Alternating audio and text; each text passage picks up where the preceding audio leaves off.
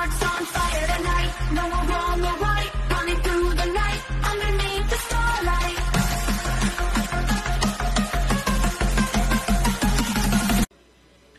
Is Congressman Rog Gutierrez. You are recognized. Thank you, Mr. Chair.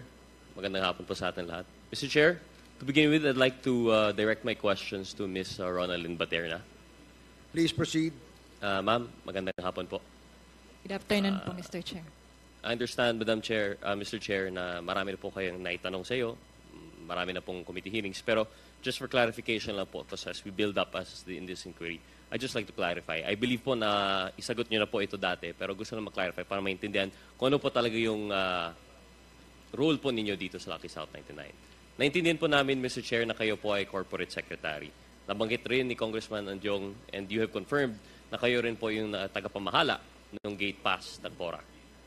But, Mr. Chair, nabanggit po ninyo na kapag dealing po with Lucky South 99, ang kilala nyo lang po dito ay si Ms. Cassie Ong. Tama po ba?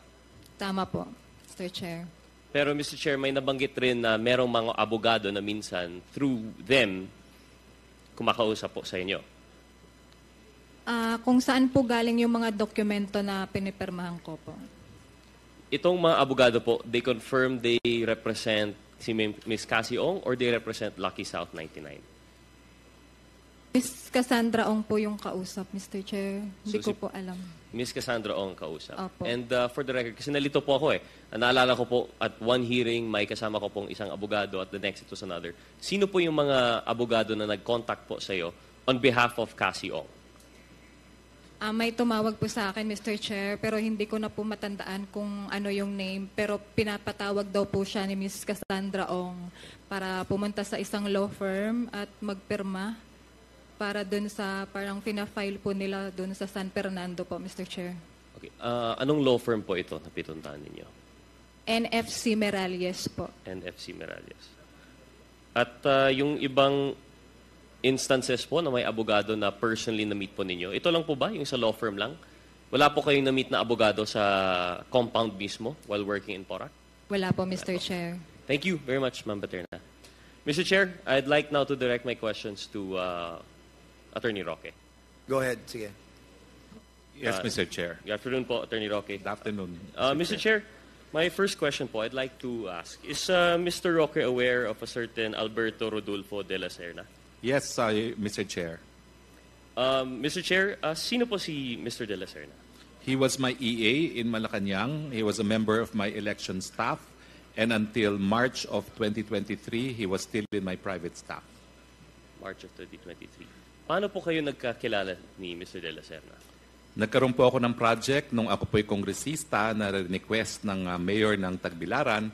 And it so happened that the project was in the barangay where his mother used to be barangay captain. So nagkaroon po ng inauguration around 2019 at doon po kami nagkakilala doon sa inauguration ng proyekto ng multipurpose hall sa kanilang barangay. So Mr. Chair, he has roots in Bohol?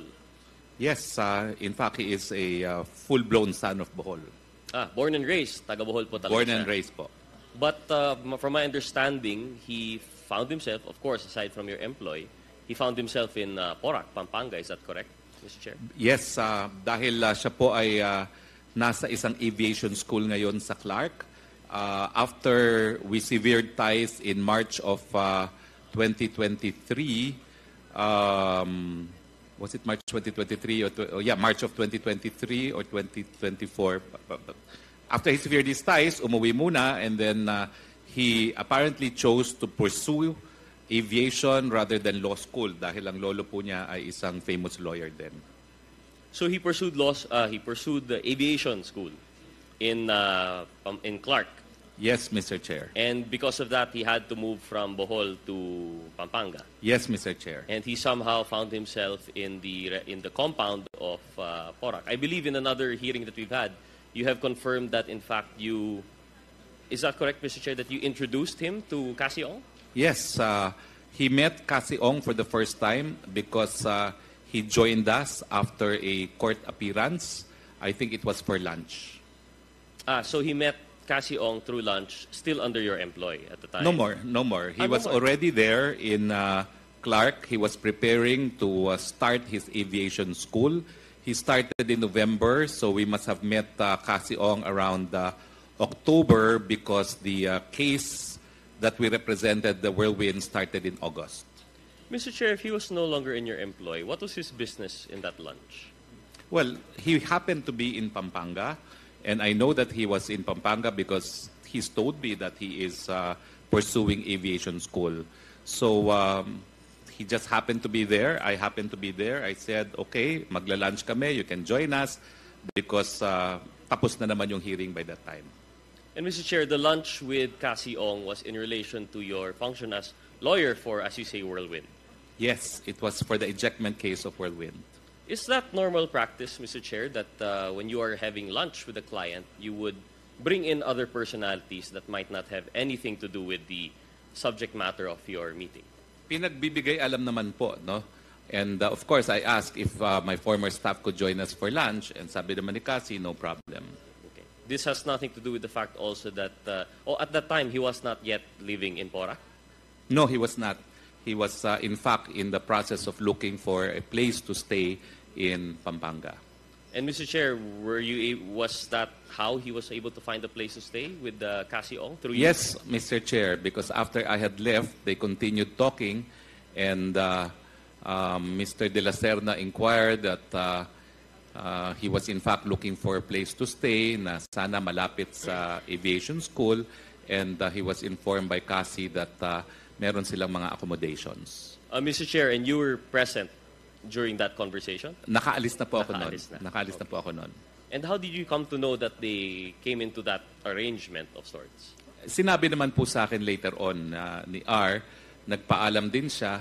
Ang sabi ko lang is, meron lang tayong temporary respite dahil na-withdraw, na-recall yung writ of execution, pero suntok sa buwan yung kaso, so prepare to look for more permanent living arrangement dahil it's a 40% chance of victory na baka mapaalis nga sila doon sa lugar na yon. And prior to, sabi po ninyo, no, nakaalis na po kayo when they discussed the terms of arrangement ng residence niya sa Porac, if ever. Were you aware of his intention to ask Ms. Cassie Ong for residence? Hindi po. Hindi ko po alam naman na naghahanapan niya ng residence itong si Cassie Ong. Nag-small talk lang po sila after I had left, and lumabas nga po na naghahanap siya. Nagpapatulong siya na magpahanap ng matitiran. Did you not find it strange, Mr. Chair, that he chose residence in Porac, which is 50 or so minutes away from Clark? Hindi ko po alam kung gano'ng karayo talaga yung Porac sa Clark, no? Basta lahat naman po yan siguro malapit. So I did not find it strange. Ang warning ko lang is there's a temporary respite. Baka mapaalis yan. Feel the rhythm beat, moving to our feet.